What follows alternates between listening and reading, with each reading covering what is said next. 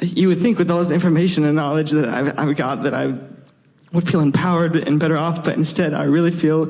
Well, if we thought that, then we wouldn't have written that book, and then that book, and then that book, and then that book, and then that book. Are you upset with yourself at not getting it the first crack out of the box? Yeah. I feel like with all this knowledge that I've gathered, that I would feel more empowered and better off, but instead I feel really overwhelmed and overthink everything. And I have a lot of stress and anxiety a lot of the time because I worry about the negative thoughts and beliefs and feelings that I have surrounding the things that I want in life. And I worry that because of this, it's keeping me from getting them. I know that, and I have so many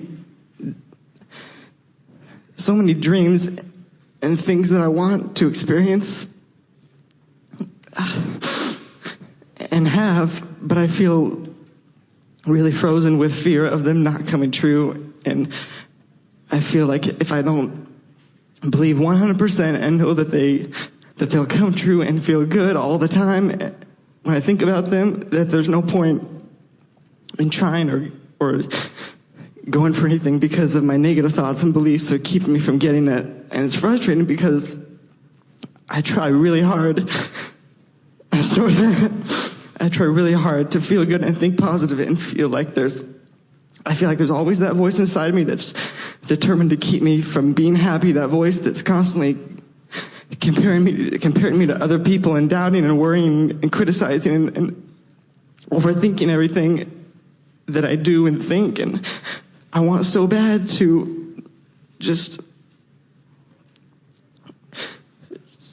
relax it. It's interesting. Did you hear us earlier today? We were talking about how the orbs, and we were talking about how we pick you from the crowd, and that a strong desire causes a very powerful spiking. That's how we saw you. In fact, somebody else tried to get in your chair, and we said, "No, not you." So she's worried about you dripping on the microphone. So,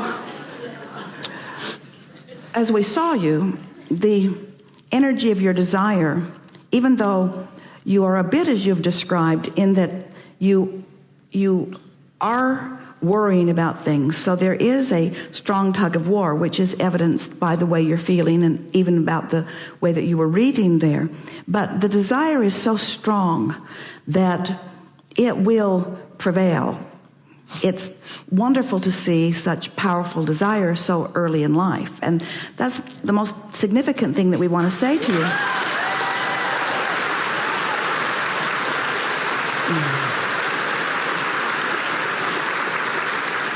Is that you hit the ground running coming in. In other words, you came with powerful desire. Now, as you listen to us for a little while through the books or the recordings or even in this gathering today, you're going to remember or reawaken to something that you already know, that when you've got strong desire and you're not going along with it, that desire is really uncomfortable.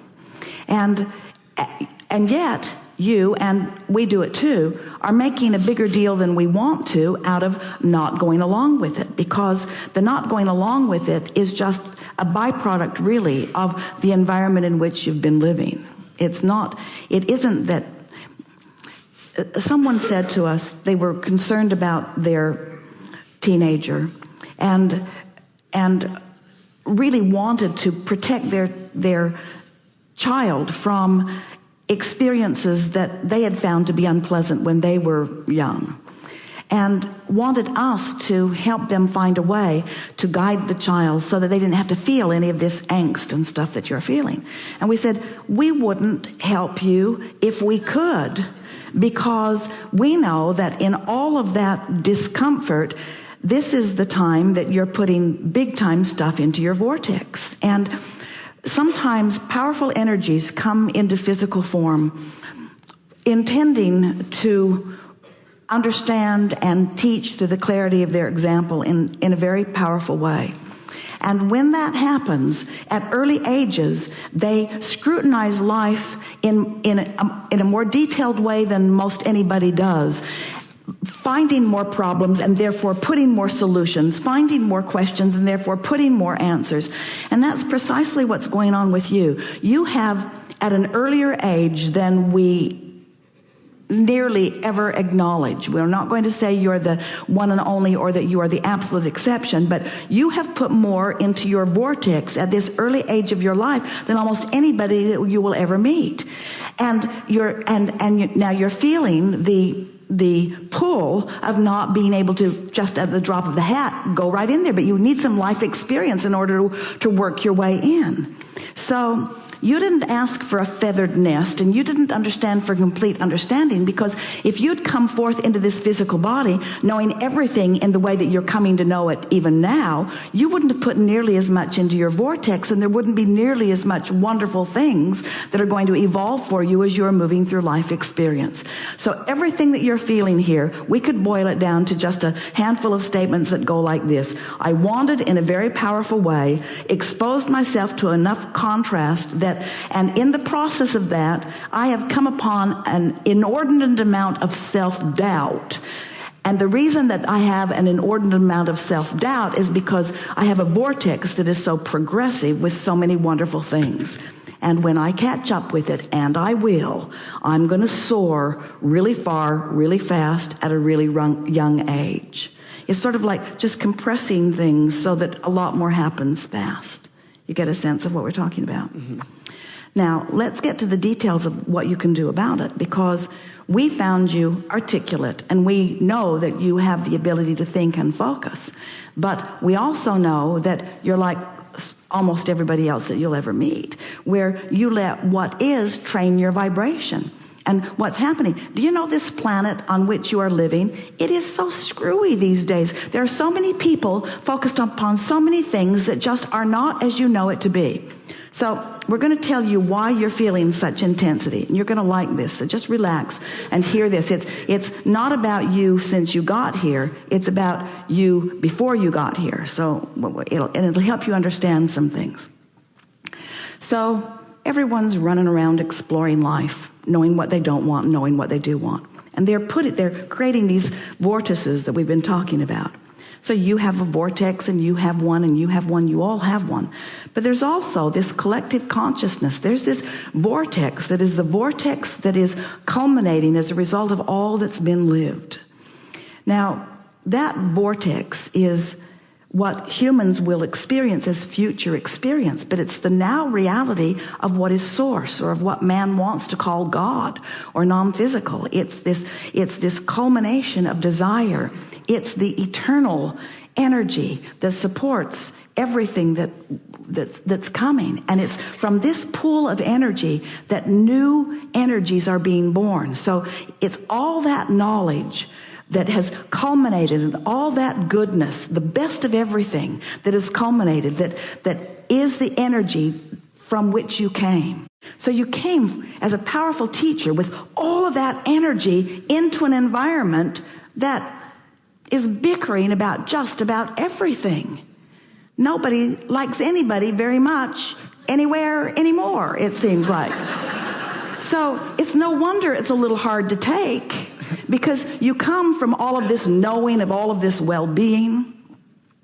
So it's a bit of a rocky ride, but here you are, so early in your experience, with a vortex well enough formulated for an 80 or 90 or 120-year-old, and still in the process of trying to define what's going on. So the conversation that we just had before you sat down is a really good basis to begin with here, because you heard us speaking about how you have to ignore what is and just focus upon what's in the vortex. And you were trying to describe some of what you think is in there. Who do you think you are? What is it that you want? What is it that you're looking for that you feel that you haven't been able to find? Because the most powerful and interesting thing that we heard from you and felt from you as you were describing, it was the purest rendition we've ever heard of someone who was simply trying to explain how awful it feels not to be in the vortex. In other words, you weren't saying, I want a car and I can't get it. I want a girlfriend and can't get it. You weren't saying, my mother doesn't understand me. You weren't saying, they're beating up on me in the playground. In other words, you weren't talking about anything other than this innate knowing that you're supposed to feel better than you do and you don't know what to do about it. Isn't that right? Don't you love knowing how smart you are so fast?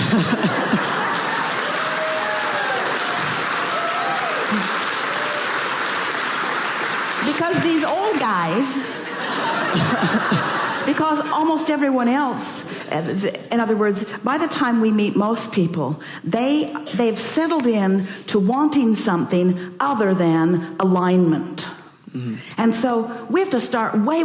We just have to deconstruct everything that they've ever thought about everything to get them to understand. And you heard us just say the last thing just now to this mother. Why do you want to get into the vortex? Do you want to get into the vortex in order to fix a relationship or to get something that you don't have, or do you want to get into the vortex because that's who you are and that's where you belong? And that's what you came here to say. In other words, I want to be in the vortex because I know I'm supposed to feel good. I'm supposed to feel proud of me and proud of others. I'm supposed to feel good. Life is supposed to be fun. I'm sure. I remember it so deeply in every fiber of my being. Life is supposed to feel fun, and it isn't feeling fun. Something's off. Something's wrong. And all it is that you and almost everybody else you know, you just caught it earlier, so it'll be way easier for you. Because most everybody else felt it and then accepted, well, life isn't supposed to be fun. And that is the saddest story of all. Because when they accept that it isn't supposed to be fun and they acquiesce to the way that it is, they deprive themselves of the fullness of that which you are determined not to deprive yourself of.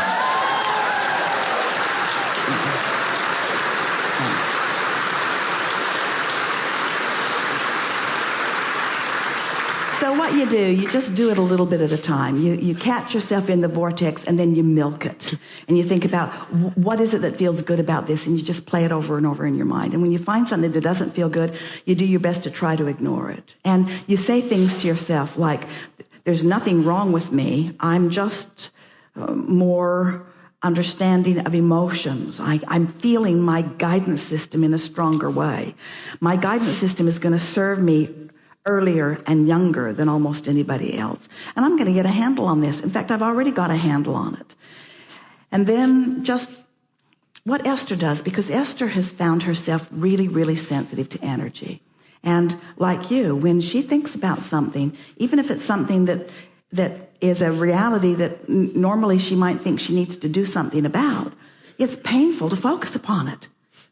And so she's just coming more and more to the place where when she finds things that are painful to focus upon, it's just not worth it. In other words, let humanity take care of humanity. Or, in other words, nothing is worth sacrificing your alignment with who you are.